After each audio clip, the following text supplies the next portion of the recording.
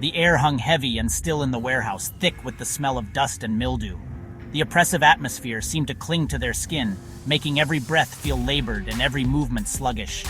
A single bulb cast a sickly yellow light, barely penetrating the gloom. Shadows danced on the walls, creating an eerie, almost surreal environment that heightened their sense of unease.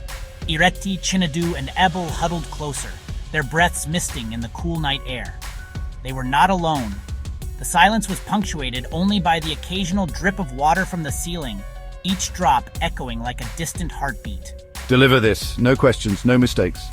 The words were delivered with a cold finality that brooked no argument. A figure emerged from the shadows, his face obscured by the darkness. His presence was imposing, a silent threat that loomed over them. He introduced himself simply as chairman.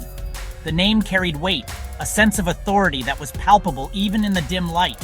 His voice, a low rumble, sent shivers down their spines. It was a voice that commanded attention, demanded obedience. Chairman wasted no time on pleasantries. His demeanor was all business, his intentions clear. He held out a small package, wrapped tightly in brown paper and secured with twine. The package seemed innocuous, but the weight of its significance was heavy. What's in it? The question hung in the air, a challenge to the unspoken rule of silence. The siblings exchanged uneasy glances. Their eyes spoke volumes, a silent conversation filled with doubt and fear. This was not the quick and easy money they had envisioned. The reality of their situation was sinking in, a cold, hard truth that was impossible to ignore.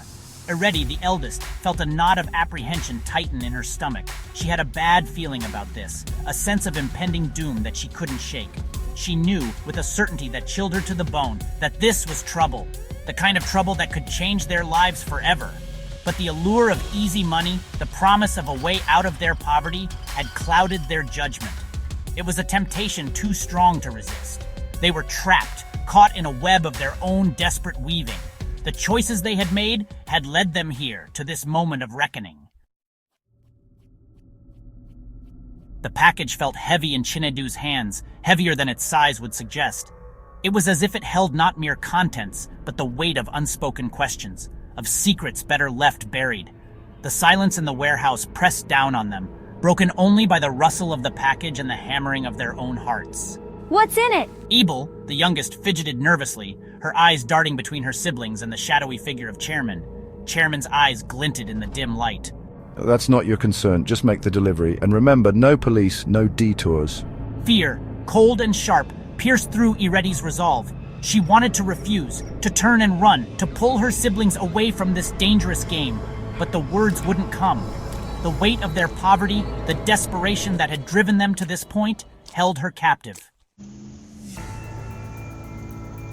The night was a living, breathing entity, pressing in on them as they made their way through the labyrinthine streets. The darkness seemed to whisper secrets, each shadow a potential threat, each corner a new challenge. The siblings moved with a sense of urgency, their hearts pounding in sync with their hurried footsteps. The package, a constant reminder of their folly, seemed to pulse with a life of its own. It was as if it had a heartbeat, a sinister rhythm that matched their growing anxiety. They could feel its weight, not just physically but emotionally, as if it was a burden they were destined to carry. Each step took them further into the heart of the city, further from the familiar comfort of their small, impoverished neighborhood. The transition from the known to the unknown was stark, the bustling city center a stark contrast to the quiet, narrow streets they had left behind. The city seemed to swallow them whole, its towering buildings and bright lights a disorienting maze. With each step, the weight of their task grew heavier. The burden was not just the package, but the responsibility it represented. They felt the eyes of the city on them, judging, questioning, and they knew there was no turning back. We're almost there, just a bit further. The words were meant to be reassuring, but they felt hollow, a desperate attempt to keep their spirits up. They finally reached their destination, a dilapidated apartment block in a rundown part of the city. The building loomed over them, its broken windows and crumbling facade a testament to years of neglect. It was a place where hope had long since faded, replaced by a sense of despair.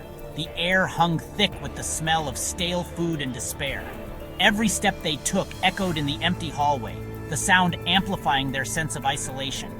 It was as if the building itself was alive, watching their every move. The address, scribbled on a scrap of paper, led them to a dimly lit room on the third floor. The paper was worn and crumpled, a relic of their journey, and the dim light cast eerie shadows on the walls. I don't like this place, Ireti. The words were filled with unease, a reflection of the tension that had been building since they started their journey. Abel's hand trembled as she knocked, the sound echoing eerily in the silence. It was a moment of truth, the culmination of their anxious journey. The sound echoed eerily in the silence, amplifying their sense of dread. It was as if the building itself was holding its breath, waiting for what would happen next. The door creaked open, revealing a woman in a faded wrapper. Her eyes, wide and filled with a mixture of fear and desperation, darted nervously between them and the package. The siblings exchanged uneasy glances, their own fear mirrored in her eyes. This woman, whoever she was as much a prisoner of this situation as they were. They were all caught in a web of uncertainty and fear, bound together by the mysterious package and the unknown consequences it held. The woman's hand shook as she took the package, her fingers trembling with a mix of fear and anticipation. She knew the gravity of what she was holding and the consequences that could follow. Her fingers brushed against Chinedu's, a fleeting touch that conveyed more than words ever could. It was a silent exchange of trust and desperation. Her eyes, filled with unspoken pleas, met his for a fleeting moment. In that brief connection, 1,000 emotions passed between them: fear, hope, and a desperate need for escape. The air crackled with tension, an almost tangible force that pressed down on them. Every sound seemed amplified, every shadow a potential threat. They needed to leave, to put as much distance as possible between themselves and this dangerous transaction. The urgency of their situation was clear. Every second counted. We need to go now! The urgency in the voice was unmistakable, a command that brooked no argument. But before they could turn to go, a sense of impending doom washed over them. A black SUV screeched to a halt outside the building, its tires screaming against the pavement. The sudden arrival sent a jolt of fear through their hearts. Two men, their faces hidden behind dark glasses, emerged from the vehicle. Their movements were deliberate, exuding a menace that was impossible to ignore. They moved with a practiced ease that spoke of danger, their confidence a stark contrast to the siblings' growing panic. Fear, raw and primal, surged through Ireti. It was a fear that clawed at her insides, making it hard to breathe. What do we do? The question hung in the air, heavy with desperation and uncertainty. They could hear the heavy thud of footsteps racing up the stairs, each step drawing closer. The sound was relentless, a grim reminder of their dwindling options. The sound was like a death knell, echoing their own racing heartbeats. It was a symphony of dread that filled the narrow space.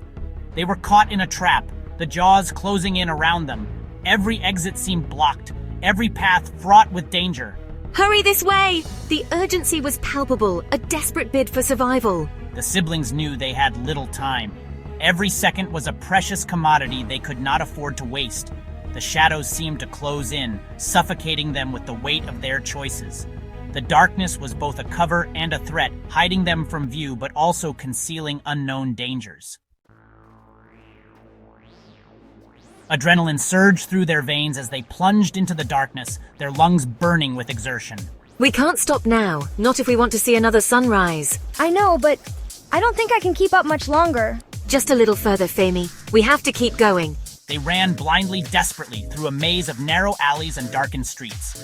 The city, once familiar, had transformed into a hostile labyrinth, each turn leading them further into the unknown. Stop! You can't outrun us forever! The package, now a liability, felt like a lead weight, slowing them down.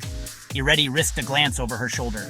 The men were gaining on them, their shadows stretching long and menacing in the flickering streetlights. We have to lose them, disappear into the labyrinthine heart of the city. I'm scared, Sade. What if we can't? We will, Femi. We have to. They had to lose them, disappear into the labyrinthine heart of the city. They finally collapsed, breathless and trembling in the shadowed doorway of a closed market stall. The silence, broken only by their ragged gasps for air, pressed in on them. The package lay discarded on the ground between them, a tangible reminder of their folly. What was in that package? Ebel whispered, her voice trembling. The question hung heavy in the air, unanswered. They had been so caught up in the promise of quick money, they hadn't stopped to consider the consequences. It doesn't matter. We were stupid to get involved. Chinedu said, his voice tight with fear. He looked at Ireti, his eyes filled with a mixture of fear and accusation. You should have known better. Ireti stared at her hands, calloused and worn from years of hard work. Hands that had been promised an easier life, a life free from the constant grind of poverty. She had been so close, so desperate to believe in a shortcut, a way out, and she had almost dragged her siblings down with her. I know, I was foolish. We were all foolish. The weight of their near escape pressed down on her, heavier than any package. They had been lucky this time, but luck, she knew, was a fickle mistress. The night stretched on, each tick of the clock a stark reminder of their brush with danger. As dawn approached, painting the sky with hues of hope and redemption, they knew they had been given a second chance. The memory of their night of terror lingered, a bitter taste in their mouths. The package, the chase, the fear etched on the woman's face, these images haunted their waking hours. They had been willing to compromise their integrity, to turn a blind eye to the potential consequences, all for the promise of easy money. The experience had been a harsh lesson, a stark reminder that every choice, every action had consequences. The allure of quick riches could easily lead one down a dangerous path, a path that could cost them far more than just money. We really learned a valuable lesson, didn't we? They had emerged from the darkness shaken, but not broken.